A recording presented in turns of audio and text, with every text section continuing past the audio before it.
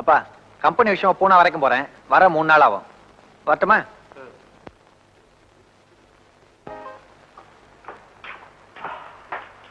தாரா, உனக்கு ஒரு லெட்டர் வந்து.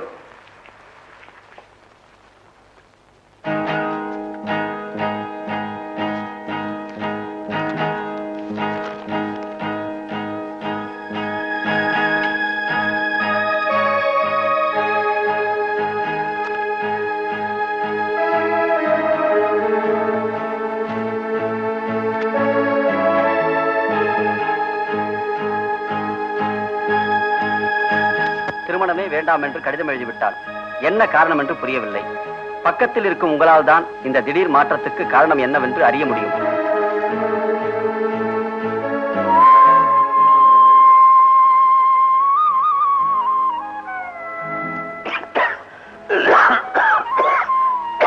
பாலா, குடிக்க தண்ணி உள்ளாடா.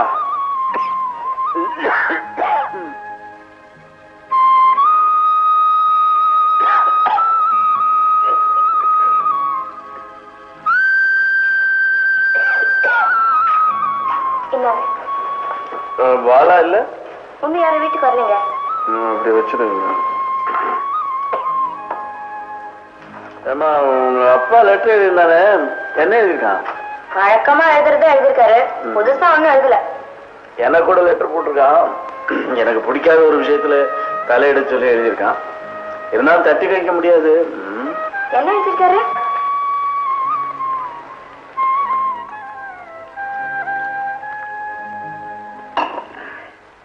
ஆமா, நீ ஏன் என்ன கல்யாணம் செஞ்சுக்காம இருக்க?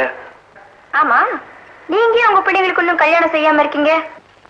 அது அவங்க எந்த தொந்தரவும் இல்லாம சுதந்திரமா வாழணுங்கிற எண்ணத்துலதான். அதாவது உங்க அனுபவப்படி பொண்டாட்டியோட சித்திரவதைக்கெல்லாம் ஆளாகாம சுதந்திரமா வாழணும் இல்லீங்களா? அதுவும் ஒரு காரணம் தான். அதுதான் காரணம். அதே மாதிரி புருஷன் செய்யற சித்திரவதைக்கெல்லாம் ஆளாகாம சுதந்திரமா வாழணுங்கிறது தான் என் லட்சியம். இது எனக்காக சொல்ற வாதம். மெட்ராஸ்ல இருந்தப்போ நீ இந்த எண்ணத்துல இருந்திருக்க முடியாது. அப்ப இல்லாம இருந்திருக்கலாம், இப்ப ஏற்பட்டிருக்கலாம் இல்லையா? இந்த திடீர் மாற்றத்துக்கு காரணம் என்னன்னு நான் கேட்கிறேன். உண்மையை சொல்லணும்னா நீங்க தான் உங்க கொள்கைதான். நீங்க நினைக்கிற மாதிரி மத்தவங்களும் நினைக்க ஆரம்பிச்சுட்டா என்ன நடக்கும்னு நீங்களும் தெரிஞ்சுக்க வேண்டாம். அதுக்காகத்தான். பைத்தியக்காரத்தம். யாரோட துணையும் இல்லாம இந்த சமுதாயத்துல ஒரு ஆணால் வாழ முடியும், ஆனா ஒரு பெண்ணால முடியாது. எந்த விஷயத்திலயும் ஆணுக்கு பெண் சலிச்சவே இல்லை. அப்படி இருக்கும்போது இந்த பிரம்மச்சரிய விரத்தை அவரால் கடைபிடிக்க முடியாது. இன்னைக்கு வேணா உங்க அப்பா துணையா இருக்கலாம், அதுக்காக என்னைக்குமே கல்யாணம் செஞ்சுக்காம இருந்துட முடியும்னு நினைக்காத. ஏன் முடியாது? முடிஞ்சாலும் உன்னை பொறுத்த வரலையும் இது வீண் விதண்டாவாதம். பேசாம உங்க அப்பா பாத்துருக்கிற மாப்பிள்ளை கல்யாணம் கட்டிக்கிறதுக்கு வழியை பாரு.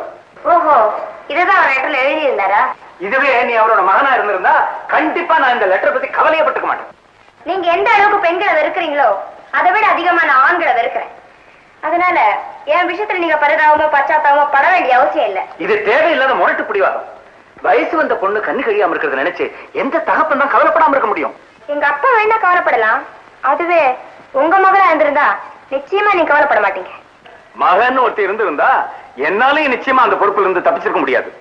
அப்போ உங்க பிள்ளைங்க மட்டும் பொண்டாட்டியோட கொடுமையை அனுபவிக்க கூடாது, ஆனா உங்க மகளை கட்டிக்கிறவங்க மட்டும் அந்த கொடுமையை அனுபவிக்கணும். இது என்ன சார் நியாயம்? சில நேரங்கள்ல சட்டங்கிற பேர்ல நிரபராதி தண்டிக்கப்படலையா, அது போலதான் இதுவும். கடமைங்கிற பேர்ல லட்சியத்தை காத்துல பறக்க விட நான் தயாரா இல்ல. உனக்கு இஷ்டம் இல்லாட்டி போனாலும் பெத்த தகப்பனோட ஆசையை நிறைவேற்றத்துக்காவது கல்யாணத்தை செஞ்சுக்க வேண்டியது உன் கடமை. அதுக்காக லட்சியத்தை காத்துல பறக்க விட்டா கூட தப்பு இல்ல. அதே மாதிரி பிள்ளைங்களுக்கு கல்யாணம் செஞ்சு வைக்க வேண்டியது பெத்தவங்களோட கடமை. அது உங்களால முடியுமா? என்னது, நான் என் பிள்ளைங்களுக்கு கல்யாணம் செய்யணுமா?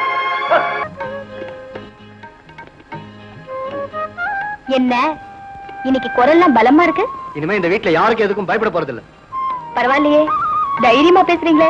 பேசுறதாவது எழுதவே ஆரம்பிச்சிட்டேன். என்ன எழுதுறீங்க? லெட்டர். லெட்டர் யாருக்கு? உங்களுக்கு தான். பிரிச்சு படிச்சு பாருங்க.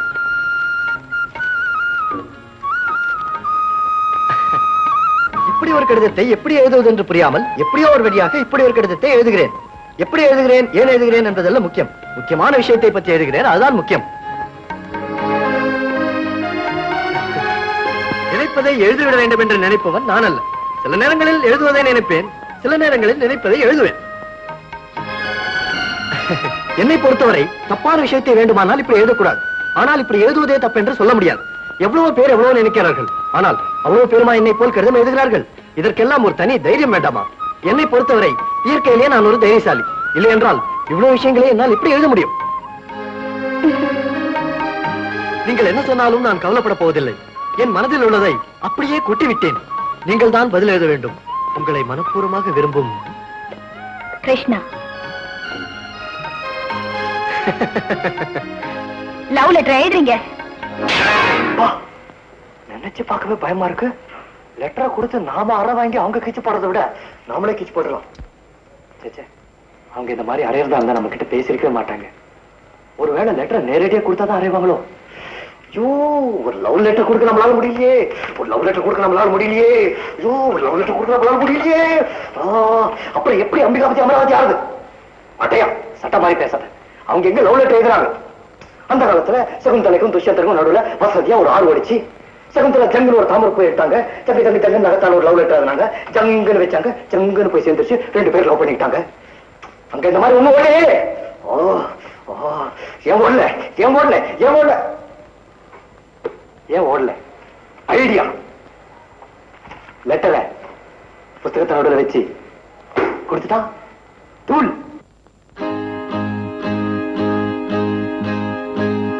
An angry spot on glow on Caesar's brow, and all the rest look like a children train. California with the looks at... பரிச்சை முடிஞ்சு போச்சு. என்ன நட படிச்சிட்டு இருக்க? அடுத்த வருஷத்துப்பா. என்னது?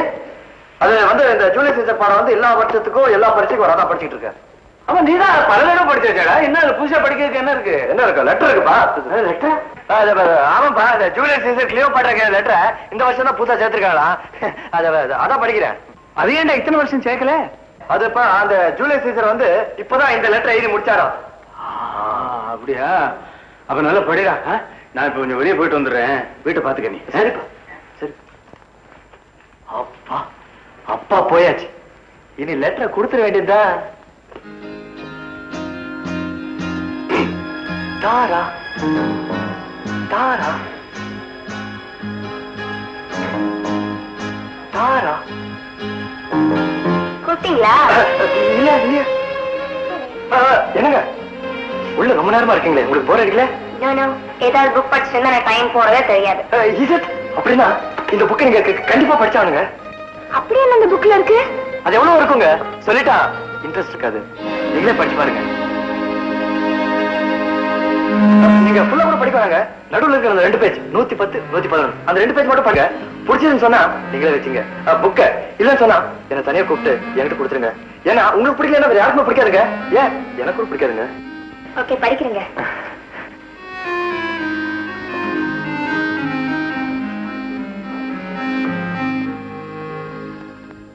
என்ன புத்தகம் படிக்க சொல்லி கொடுத்துட்டு போறான்? நல்ல கதை புக்கா படிக்க சொல்லி கொடுத்துட்டு போனாரு. ஓஹோ, இந்த பழக்கம் எல்லாம் வேற இருக்கா?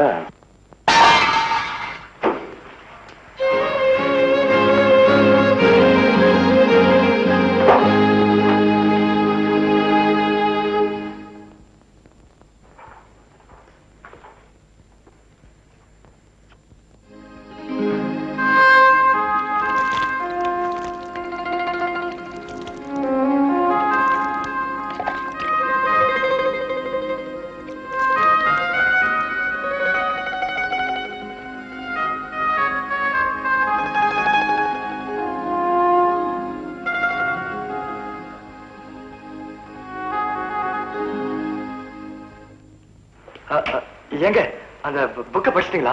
ஓ, படிச்சனே. அதுல என்ன இருக்கு? இந்த சின்ன குழந்தைங்க படிக்கிற அம்புலிமா கதை மாதிரி இருக்கு. ஏங்க அந்த 110 111 பக்கம் பாக்கலீங்களா? யாரோ ஒருத்த ஹோட்டல்ல சாப்பிட்டுட்டு பில்லுக்கு பணம் கொடுக்கும் போது பர்ஸ காணாம தேடுறான். அதான் இருக்கு. என்னங்க நீங்க அதுலங்க அது எங்கயா தொலைச்சிட்டா? என்னங்க பர்ஸ் தொலைச்ச மாதிரி தேடுறீங்க? பர்ஸ் தொலைச்சிருந்தாலும் பரவாயில்லைங்க. அதை விட முக்கியமான விஷயத்துல தொலைச்சிட்டு நிக்கிறேன். எங்க அது? அது எங்கேயும் போல, இங்கதான் இருக்கு. 110ஆம் பக்கத்துல அவன் உன்னை பார்க்க சொன்னது இதுதான்.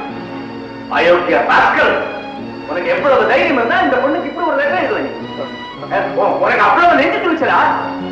என்ன பிள்ளை செய்வே நீ?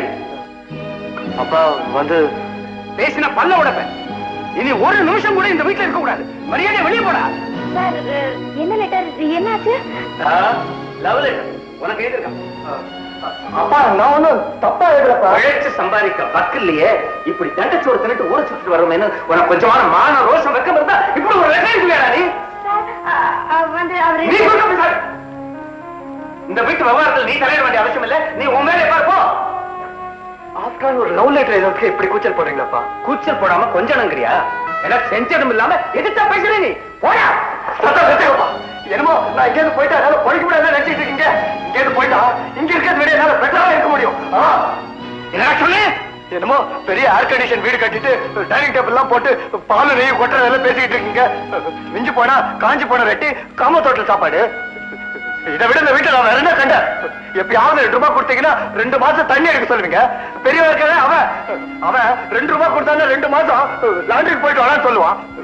போடாவா போடா, இந்த வேலை இங்க செய்து விட நான் வெளியே போய் செஞ்சேன்னா என்னால போயிச்சுக்க முடியும்.